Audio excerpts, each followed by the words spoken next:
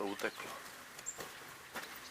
Tady vám ukážu, jestli vám je vidět, našeho nového pacienta, kterého jsme chtěli pustit do stanice.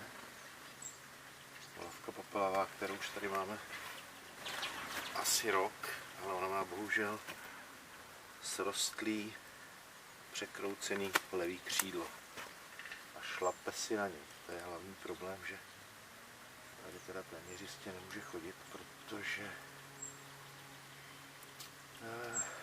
když chodí, tak si šlape na to křídlo a padá. Jsme měli do voliéře a chtěli jsme to zkusit tady pustit a evidentně si nerozumí s jeřábem, což je asi jasný, ale hlavně nechodí, no. Takže podá se do voliéry. V každém případě nic jí není.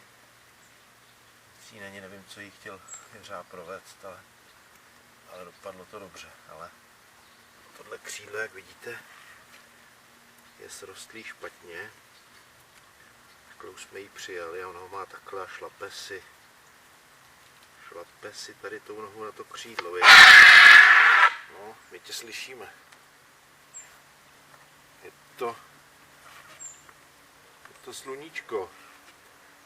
Vysekne vám oko jako nic, takže dávat na ní bacha. Půjde do voliéry teďkon k jednomu mladému bílému čápovi, kde by si mohli rozumět. Jo, tak volavka popelavá.